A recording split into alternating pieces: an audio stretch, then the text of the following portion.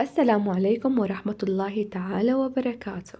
Hello Arabic learners, how are you? Today we are going to learn something new. So اليوم سوف نتعلم درس جديد. درسنا سوف يكون حول ضمائر الملكية في اللغة العربية. So today our lesson will be about possessive pronouns in Arabic language. So Arabic uses pronoun suffixes as another way to indicate position. In English we say my house, his house, etc. to indicate that something belongs to someone. In Arabic the same thing is done, but the possessive pronouns are suffixed to the noun instead of written as independent words before the noun. So let me give you an example about that. So here we have the word Rab, Lord, Rab. When we want to say my Lord, we say Rabbi. We add the letter Ya at the end of the word. Rabbi, my Lord. When we want to say your Lord, we say Rabbuka. We add kaf with fatha to indicate that for male, not for female. When we want to say your Lord for female, we say Rabbuki. We add kaf with kasra.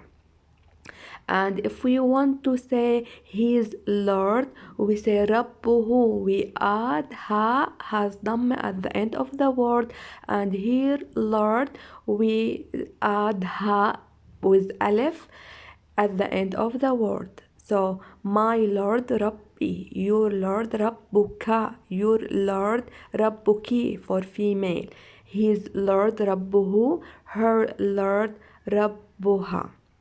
So let me give you another examples to understand what I mean. So here we have the word kitab, book. When I want to say my book, I have to say kitabi. So here we add the letter ya at the end of the word. When I want to say your book as a male, I say kitabuka. So here we add kaf with fatha at the end of the noun. Your book for female, I say kitabuki. Here we add kaf with kasra at the end of the noun. When I want to say his book, I say kitabuhu. So here, as you notice, that we add ha with dhamma at the end of the noun. Her book, kitabuha. So here we add ha with alif at the end of the noun. So here we noted that when I want to say my, we add ya at the end of the noun. When I want to say your, but for male, I should add kaf with the fatha at the end of the noun. When I want to say your for female, I should add kaf with the kasra at the end of the noun. When I want to say his, I have to add ha with dhamma at the end of the noun. And when I want to say her, I have to add ha with alif at the end of the noun. So you are my Lord. أنت ربي. My Lord ربي. You are my Lord. أنت ربي. I'm your slave. أنا عبدك. Your slave عبدك. I'm your slave. أنا عبدك. So if I want to say اللهم أنت ربي وأنا عبدك. So oh Allah, you are my Lord and I'm your slave. So ربي, my Lord, عبدك, your slave. So until now we learned that we add ha with dhamma for his and ha with alif for her, and now we will learn also hum for their, plural masculine, and hunna for their, plural feminine, and huma for their, dual feminine and masculine. Let me give you examples to understand what I mean exactly. So are you ready? Let's move. So as I told you, for his, Let me give you another example about it. اسم name. When I want to say his name, I say اسمه. So we add ha with the dhamma. So here we have another example, يد, hand. When I want to say his hand, I say يده. We add ha with dhamma at the end of the noun. Here I will give you an example about her. We add ha as we learned. So when I want to say ism, her name, I say ismuha. We add ha at the end of the noun. When I want to say yad, hand, her hand, yaduha.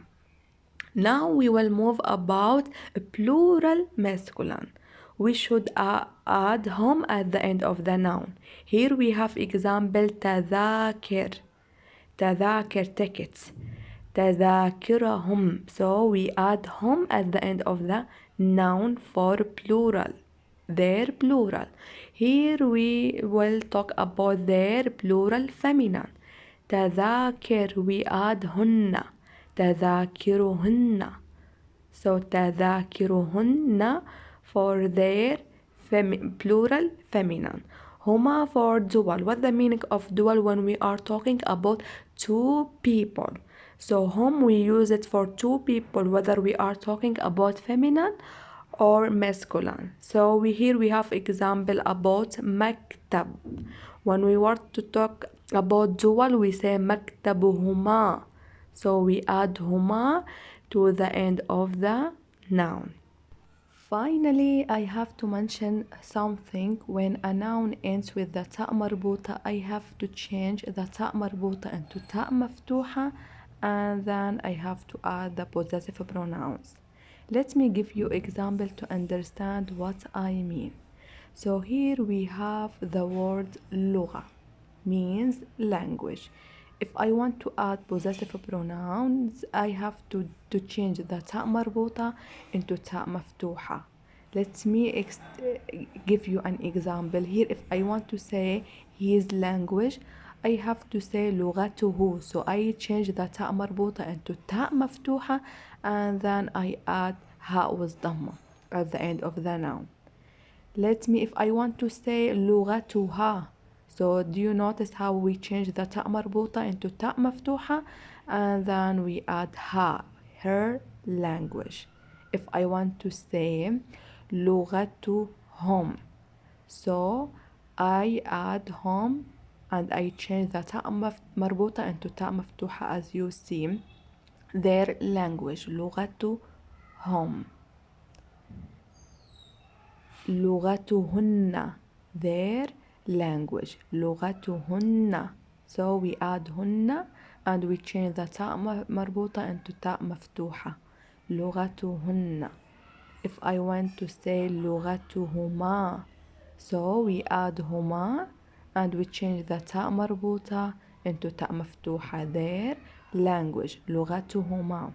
So in this lesson we learned that possessive pronouns show positions. Suffix follow the words noun. A specific suffix for every pronoun, and the possessive pronouns must attach to the noun associated with. If a noun ends with the ta marbuta, I have to change it into ta maftuha in order to attach to the suffix. So until now we have finished our lesson for today. أتمنى أن يكون درسنا لهذا اليوم قد نال إعجابكم. دمتم في أمان الله وحفظه، وإلى اللقاء.